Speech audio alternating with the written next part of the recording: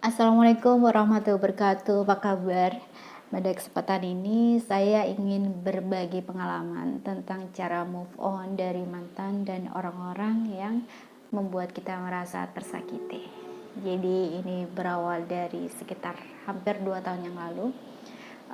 Saya menonton video Ananda Ramarta yang dia bercerita tentang shadow work, juga menonton video-video dari spiritualis atau psikolog yang menekankan pentingnya untuk merilis emosi negatif yang ada dalam diri kita.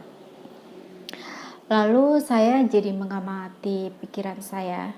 Jadi biasanya kalau saya mengalami kegagalan, walaupun kegagalan kecil, misalnya saya bikin kue terus kuenya tidak enak, atau ketika datang masa PMS gitu, para menstruasi, itu biasanya di pikiran saya tuh berseliweran orang-orang atau peristiwa-peristiwa dari masa lalu yang menghadirkan emosi negatif. Misalnya bikin saya marah, bikin saya kecewa, bikin saya merasa bersalah, kayak gitu. Nah, dengan hadirnya peristiwa-peristiwa itu dalam pikiran saya, itu saya jadi ngerasa mental saya lelah, kemudian saya merasa butuh untuk rebahan, untuk memulihkan mental saya gitu, untuk mendengarkan motivasi dan sebagainya, yang akhirnya itu menghambat produktivitas saya. Jadi itu agak membahayakan juga buat kesehatan mental saya. Lalu saya memutuskan untuk merilis emosi negatif dalam diri saya dalam bentuk tulisan. Jadi waktu itu saya menulis surat dalam bentuk surat, tapi tidak untuk dikirimkan ya kepada mantan, karena waktu itu memang dia intens hadir di pikiran saya dan baru putus juga. Awal-awal menulis tuh lebih ke yang egois gitu ya, mungkin saya marah, saya menumpahkan kemarahan, kekesalan kayak gitu.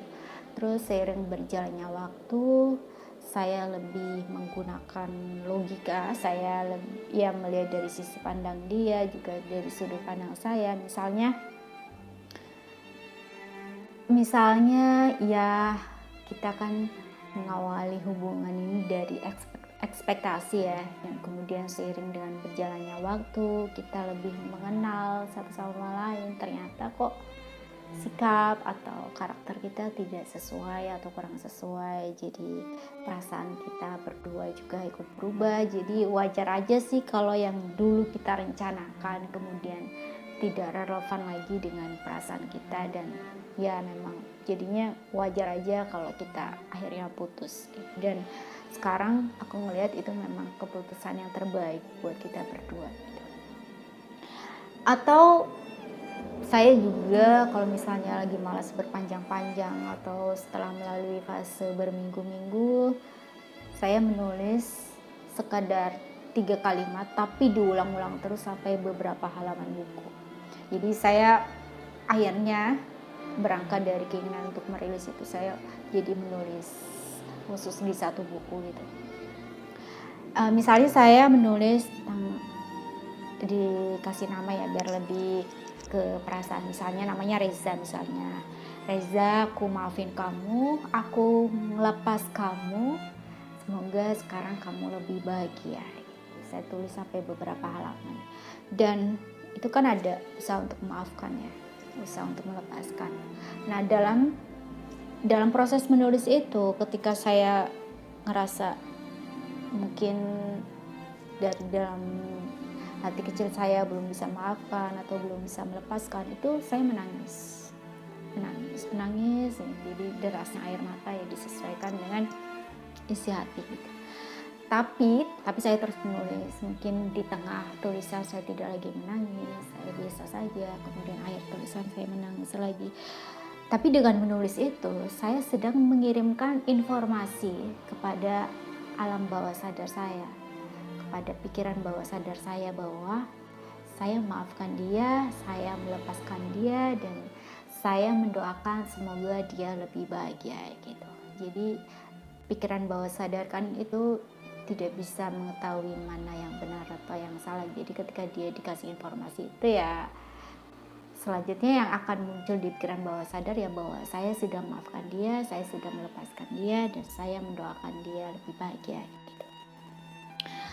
Begitu juga orang-orang atau peristiwa dari masa lalu yang mungkin sekedar mungkin saya pernah ditipu, kemudian saya tipu oleh teman gitu ya, dan saya menulis kasar-kasar juga nggak apa-apa sih, menumpahkan emosi saya, misalnya lu brengsek banget, lu tega banget sama gue gitu.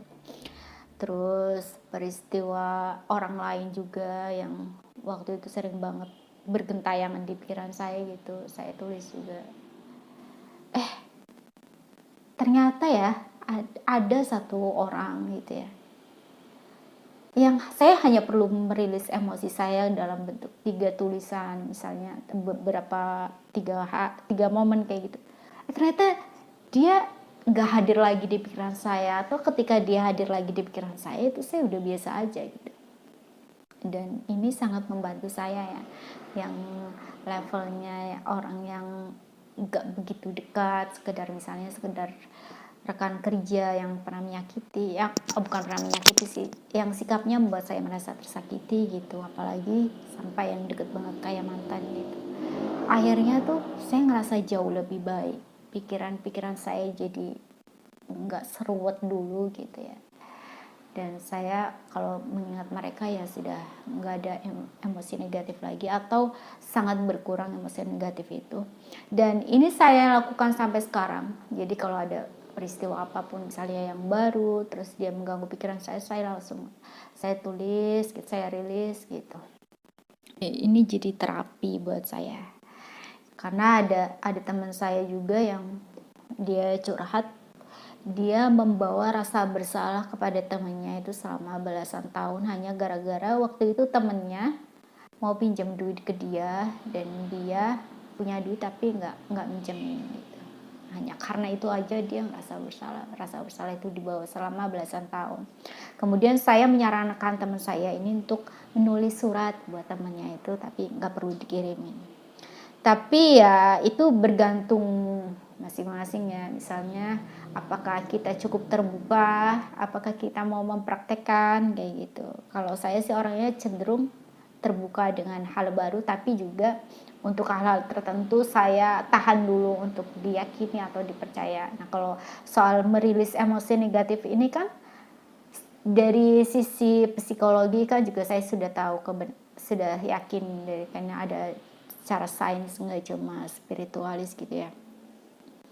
Ya itu dia sharing dari saya, ya silakan buat yang pikirannya sering dihantui oleh seseorang atau peristiwa-peristiwa di masa lalu. Dan biasanya tuh kalau saya tuh biasanya mereka-reka percakapan, atau harusnya saya waktu itu menjawab begini atau bereaksi begini gitu. Nah, ketika semua itu sudah berlalu, harusnya tidak perlu ada reka-reka percakapan atau reaksi semacam itu yang hanya akan